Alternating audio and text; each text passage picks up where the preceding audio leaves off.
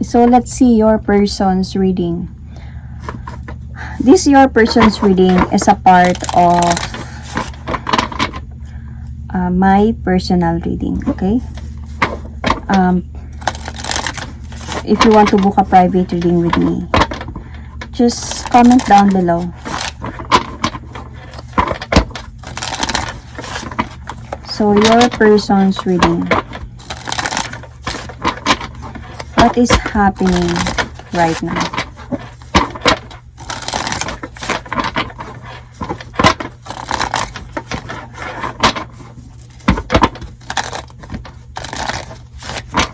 What is happening right now?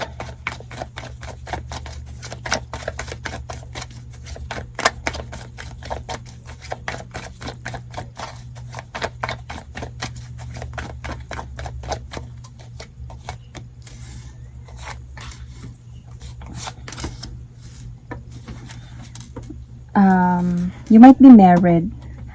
And itong person na to, hindi pa talaga siya totally naka-move on from you, kaya bumabalik siya sa'yo. So, this person, parang nag-move forward siya towards with you again, right now. Pero, andun na siya sa point na ikaw, dahil walay na nga kayo, mako-confuse ka dito sa pagbabalik niya, kasi nga nag-move on ka na, then babalik siya para mag-offer sa'yo ng pag-ayos, pagbabalikan. So, definitely, this person is promising you na ayusin na natin to at to rebuild our marriage once again, na makakapag-focus na ako dito. Gusto kong mag-focus ulit, ayusin ang lahat ng to. So, ito yung nangyayari sa inyo ngayon. So, possible sign, Aries, Virgo, Scorpio. So, why did I say? Might be Virgo, Capricorn, Sun, Moon, Rising, Venus. So, ano ba yung nararamdaman ng person mo dito? You or your person, okay? Or might be your person, because this is your person's reading. Nararamdaman niya para sa'yo. Mahal ka pa naman talaga ng person na to.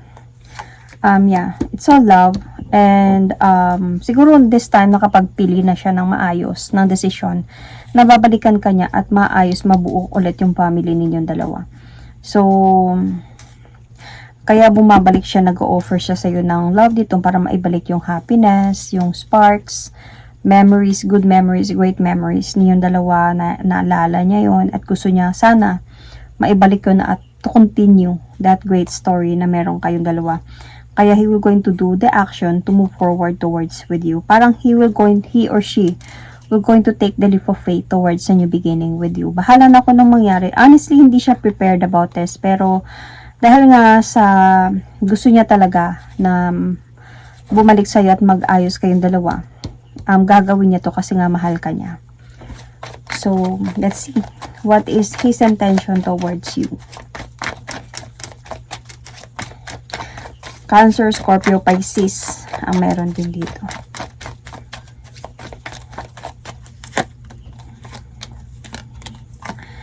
So, intention niya talaga dito is maayos yung mga nawasak sa inyong dalawa. To offer you new beginning, to offer you commitment, promises.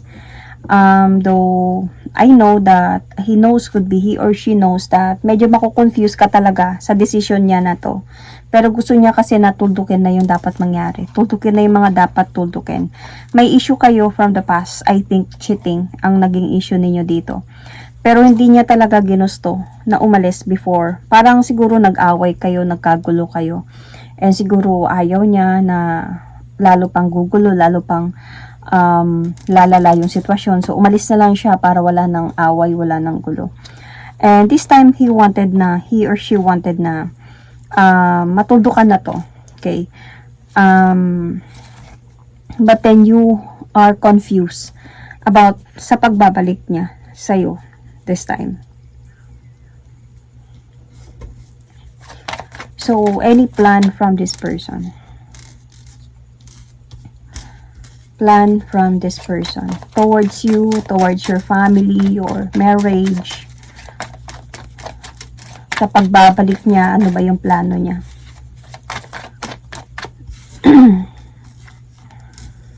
to offer you really new beginning. Seryoso to siya. Pero feeling ko kasi ikaw yung may ayaw na bumalik sa kanya.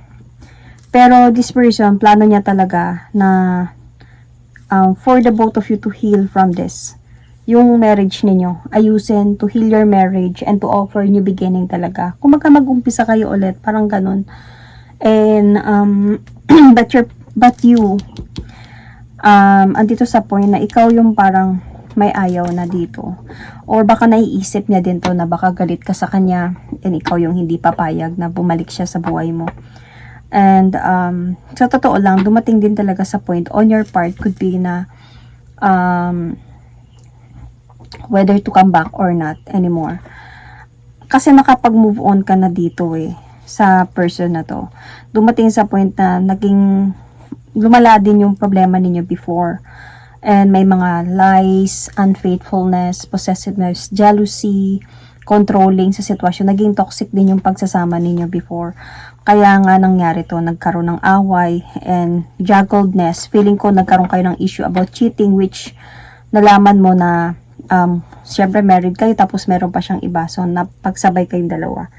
So parang naalala mo to siya before. Dito ka parang naiipit sa sitwasyon na ito pagbabalik niya is, totoo na ba talaga? Ito na ba talaga yun? Or, baka gagawin niya lang sa akin ulit to. Kaya medyo pigil ka sa sarili mo na patawarin siya ulit.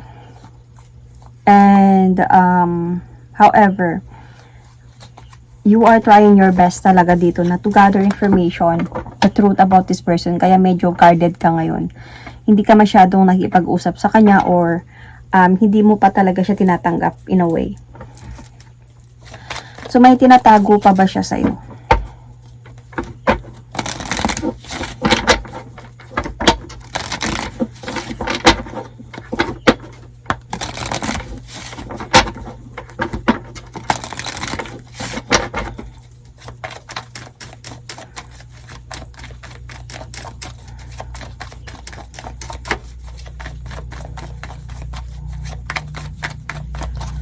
May tinatago pa ba siya sa'yo?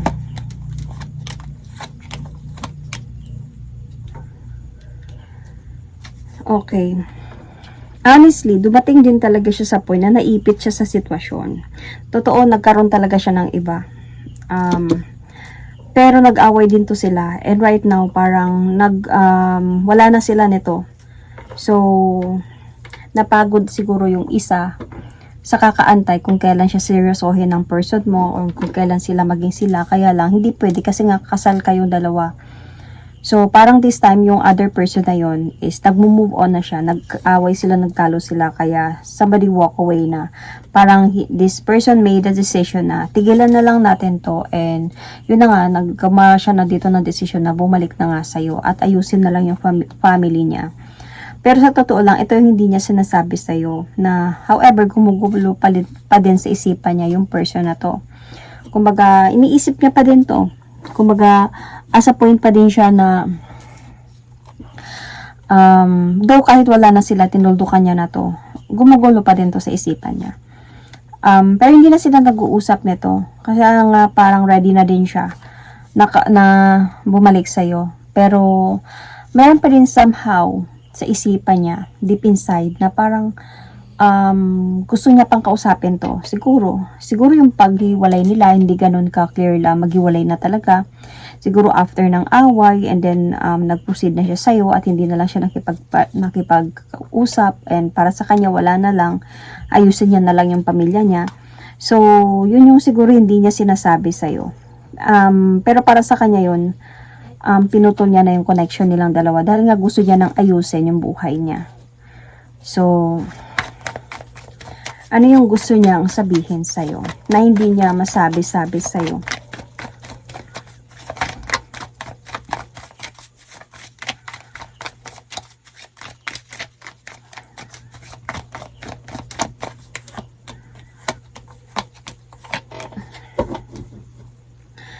So, alam kong hindi mo na-appreciate itong pagbabalik ko. Alam ko na medyo nagmo-move on ka na, okay ka na kung nasaan ka ngayon, kung anong buhay na meron ka na wala ako. Pero gusto ko pa rin talaga na mabuo yung pamilya natin. Gusto ko na maayos tayo ulit. And sa totoo lang medyo gumulo to sa isipan ko eh. Na-stress din ako sa kakaisip about this. Na alam ko kahit anong gawin ko, part ka pa din talaga ng buhay ko. Alam ko din naman na napagod ka na. Alam ko din na before you did all your best, naglakas loob ka din na however maayos pa tong pagsasama natin dalawa. Minahal naman talaga kita, or tsaka mahal pa din kita hanggang ngayon. Hindi nawawala yung para sa akin, tsaka responsibility ko pa din kayo even until now. Yung pagmamahalan na to is very different even nagkaroon man ako ng iba. So hindi mawawala yung pagmamahal ko para sa'yo. Kaya babalik ako, ayusin ko ang lahat na to dahil gusto ko na din ng changes sa buhay ko.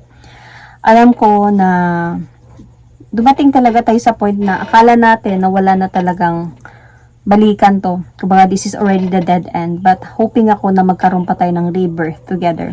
Like makapag-umpisa tayo ulit. Kasi gusto ko na din na maging masaya. And gusto ko na din na mag-offer ng victory with you. Dumating tayo sa point na matagal din tayo hindi nag-uusap. Naipit ako sa sitwasyon.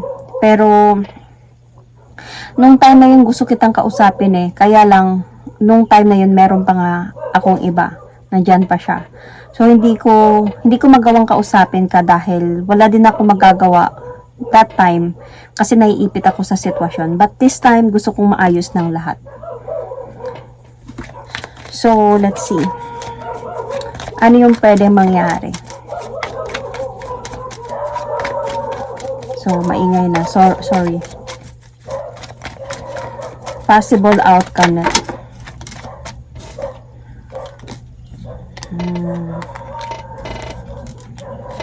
So, there's a possibility talaga na pwede magkabalikan kayong dalawa ng person na to. Kasi feeling ko para sa'yo, as a wife, there's a possibility mapapatawad mo din tong person na to. Magkakaroon kasi kayo balik ng harmony. Mababalik yung harmony of love and balance, connection. Could be magkakaroon ng clarity lahat, maayos, and may end yung like yung cycle na paghiwalay ninyong dalawa. And feeling ko din ikaw sa point na 'di ba nagmo-move on ka na or naka-move on ka na. Feeling ko lalabas ka sa comfort zone na 'yon to try again. Changes with to come back sa person mo or sa husband mo. Because nakikita ko naman dito na magkakaroon naman din dito ng however happiness sa'yo dahil nga bumalik siya sa'yo, bumalik siya sa inyo. And though sometimes hindi talaga mawawala sa'yo yung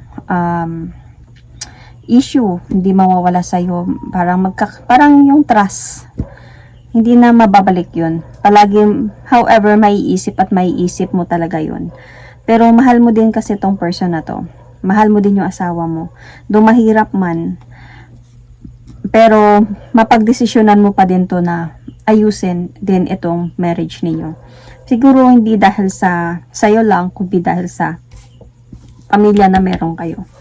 So, in a way, even example, magkakabalikan kayo, you're still going to observe this person, your husband, and try your best din naman na ayusin ng lahat.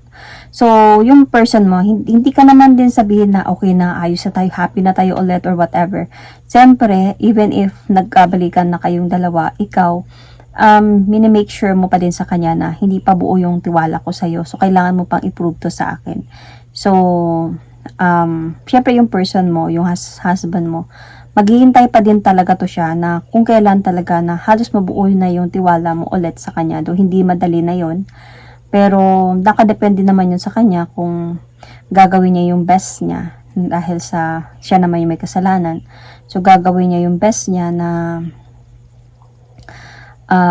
gawin na para magtiwala ka sa kanya ulit. Then possible nakikita ko pwede pa naman kayong may hope pa na maayos yung family ninyo, marriage ninyo. So the signs are since nasasabi ko na din kanina, 'di ba? So I can see also Leo here, Capricorn, Taurus. I can see also Libra, Taurus, Aquarius, Pisces, I said earlier, Aries, Sagittarius, Leo, Cancer, Scorpio, Pisces, yeah, nasabi ko na kanina. Sun, Moon, Rising, Gemini is also here. Sun, Moon, Rising, Venus.